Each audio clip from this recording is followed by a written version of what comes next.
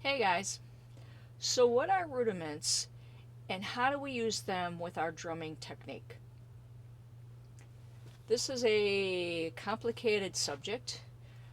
Simplified, my opinion, is other drummers play these ideas, and our goal, my goal as a drummer, is to learn how to play ideas that we hear other players do, as well as using ideas that we are creating and we are coming up with.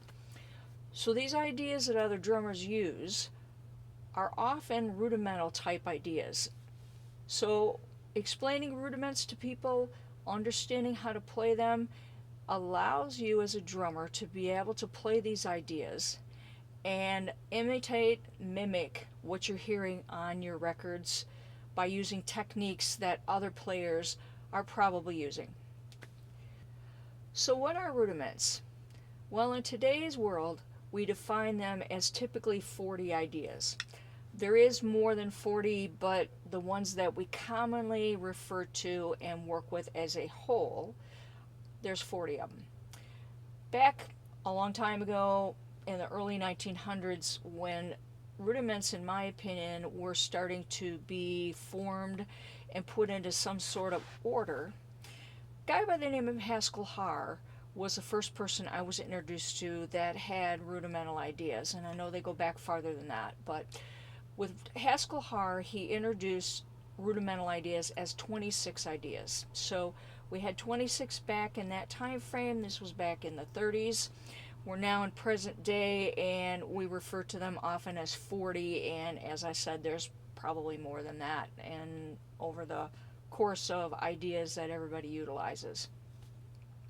So what happened is, as a 26 idea rudimental technique, I learned them all individually. They were all mixed up in different orders, and they seemed erratic to me, and they didn't seem like they made a whole lot of sense, except for memorizing them in the order that I was taught them.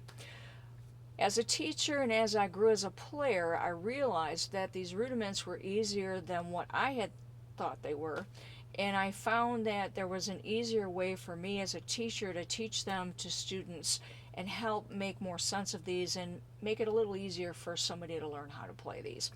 So I usually introduce rudiments for students as 4 ideas or 4 groups of ideas. These ideas are, each idea that we work with, there is an idea that typically will fit in one of these 4 groups. There are some rudiments that really don't fit in the groups, so those are kind of off to the side as additional guys, but the ones that fit into the groups, we can define them into 4 basic ideas. I teach the rudiments in the order of paradiddles first, so let's talk to you about what a paradiddle is. A paradiddle is a group of 4 notes, and it's a sticking idea that creates this unique concept. We spend so much time as drummers learning how to alternate stickings and play them in right, left, right, or left, right, left in alternating state. And when we practice these ideas, rudiment ideas do some sticking things and change things a little bit than the ordinary normal rhythms that we tend to do a lot of. So my paradiddle is actually a group of 4 notes. We're going to start with the right hand to make this easy to explain to you at this point.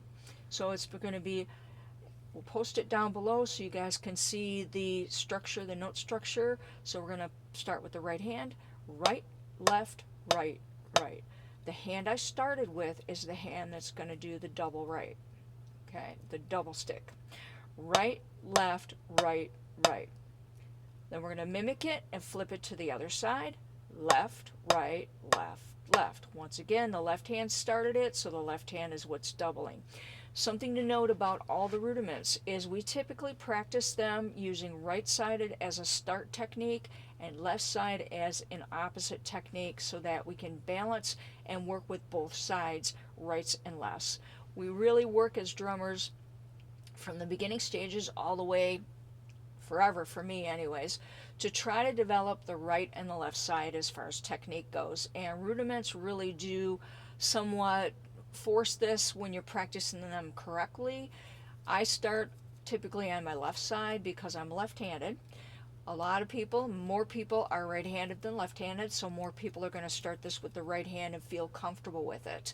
So for me, I start with the left side, but I also want to be able to start it with the right side as well so that I can work with my technique on both sides. When we're playing back-to-back ideas with, if we're doing snare drum technique or if we're playing a drum set thing like behind me, we're going to be able to work with starting rights and lefts. And this is important because you can work with the technique one-sided, right, left, right, right, right, left, right, right, right, left, right, right, or backwards the left side. And it's not really going to mimic or work opposite sides to create that technique. One note too is if we want to play right, left, right, right, right, left, right, right, we can create a rhythm, create an idea that would create that sticking. So it's not a given that we only play rudimental ideas along with note structure. There are names for some of these ideas that we specifically play stickings for. So with a paradiddle, starting with the right or starting with the left, we're going to mimic from side to side, and as a player you want to work with starting with both. So start with the right, start with the left. When we start working with the paradiddle, we're going to play what I call taps and bounces, and commonly in the drumming world we use these. So tap means, visually I give this to students. A lot of my students understand basketball, and this technique or this concept will help explain this easily. So when we're bouncing a ball and we're dribbling a ball, we're hitting it one time and back up to our hand, back and forth. That dribble, that idea is what we call a tap.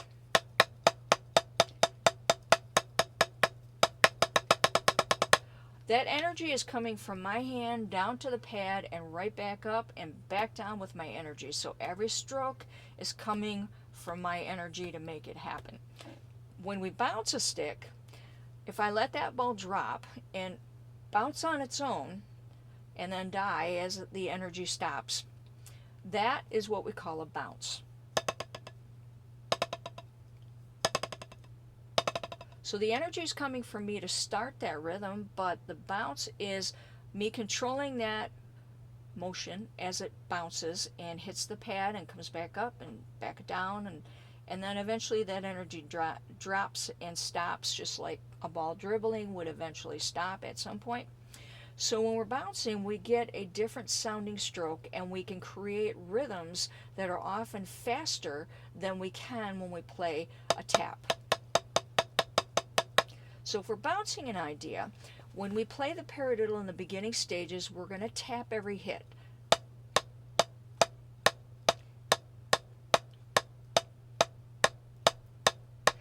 And what we want to do is we want those hits to be specific and deliberate as far as playing the right hand and also playing that note in a feel or a flow that sounds even and consistent from right to left side. So as we speed the pattern up, we have to turn the two rights and the two lefts into bounces to create a faster speed. So there's a point where you can tap it, and then from there the bounces are going to make this happen pattern-wise for you a lot easier. Now there are some guys, as they learn how to play, can do amazingly single hit notes with real amazing speed. This is an entirely different technique and something that we'll discuss in a future lesson. So I'm going to play this pattern starting slow with tapping, so it's those deliberate controlled hits from rights to left, and as I speed it up, we're going to turn the doubles into bounces. So I'll show you what I mean here.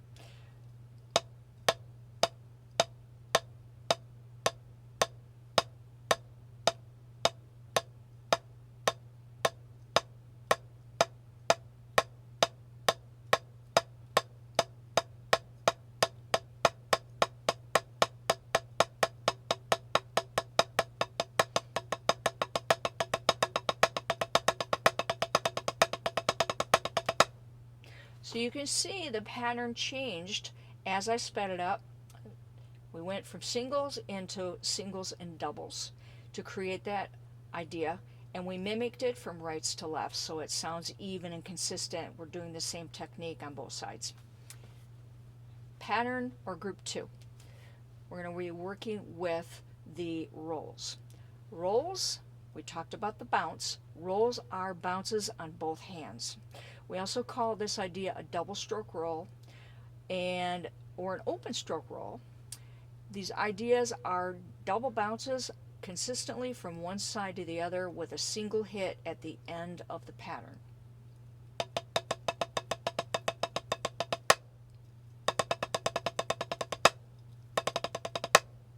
So when we're playing this pattern, the trick to learning how to play this is getting a sense of how to play bounces.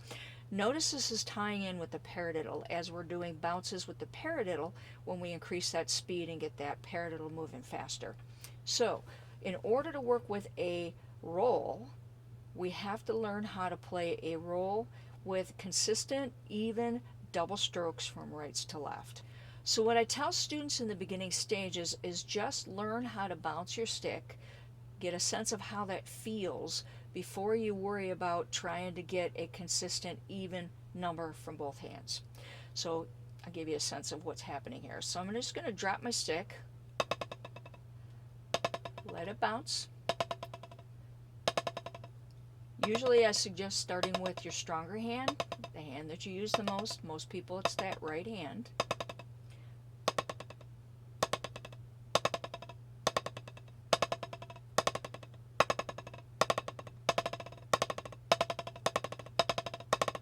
And keep in mind, this is going to take a while for you to get this technique down, because it's going to take a while to learn how to control that bounce so that you're only getting 2 bounces for a double stroke roll. So I usually tell students sometimes a year, maybe less, maybe more, before you're going to master or before you're going to get a sense of what's happening with this pattern and be able to move forward and increase your speed and increase your lengths and work on the different types of rolls that we play. In the group of paradiddles, we have a variation of paradiddles. In the group of rolls, we have a variation of rolls. So each group has a multi-numbered of ideas that we work with, hence making up the most of the 40 rudiments that we're talking about working on. So with the roll, we're going to work on bouncing, and eventually we're going to hope to be able to do doubles on both hands equally. So in the process of working on this, you're going to find you're going to have unequal numbers from rights to lefts, which is going to give that roll that weird wobbly, non-even sound that you're trying to perfect and not have it sound like that. So in the beginning stages, just do your best to bounce. Pay attention to how much you're bouncing your sticks. As you get comfortable with the idea, you will be able to listen to your rolls and figure out how many bounces you're doing, or be able to sort of control it, eventually getting it down to 2 bounces. There is other techniques with bouncing sticks. We'll talk about that at a later time in a future lesson. Third idea is the flam.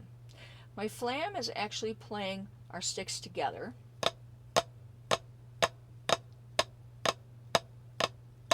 The trick we want to do to making this sound right is not playing the sticks exactly together. We get a flat sound when we do them together. Technically, this is an idea we can use. It's just not called a flam because those notes are not separated. They don't have that fatter, fuller sound to them. So when we're playing a flam correctly, we want to actually have one hand coming down first and have the other one following right behind it. So there's a very small space between the 2 notes, but they are separated. So if I do a left-right, right-left,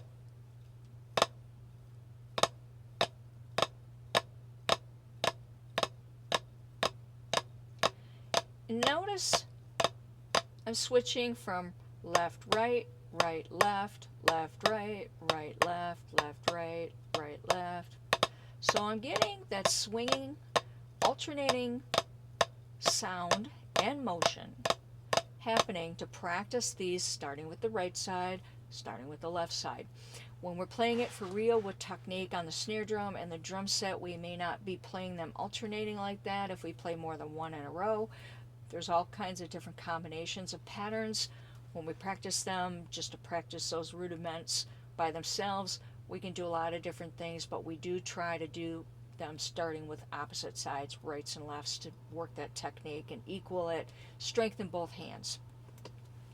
So if I'm playing this in a pattern, I want to listen for that sound opposed to that flat sound.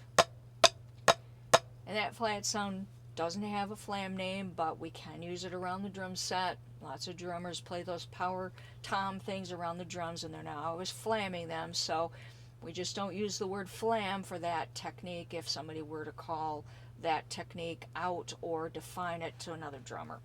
Okay? Last idea is our rough or drag. A rough drag combines the bounce idea and the single idea, so it ties in with a roll, a paradiddle, and a flam. So notice my paradiddle is a single with double. My flam is 2 singles. My roll is bouncing both hands, so I'm doing doubles on both sides. The last one is a double and a single. I describe it to students as a horse trot. It sounds like a horse trot in the sound when you play it.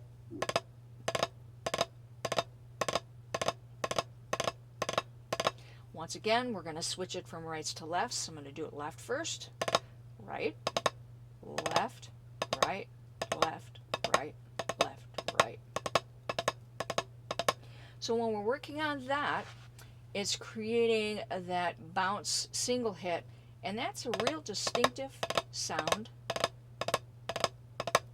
Being together, having that full kind of fat sound, and it resembles a flam, but it's not. It's a little different. So, starting back to the beginning of the 4 groups, we're going to look at the paradiddle,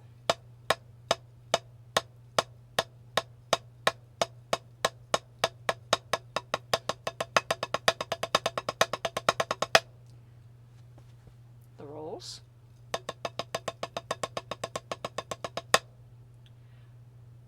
the flams,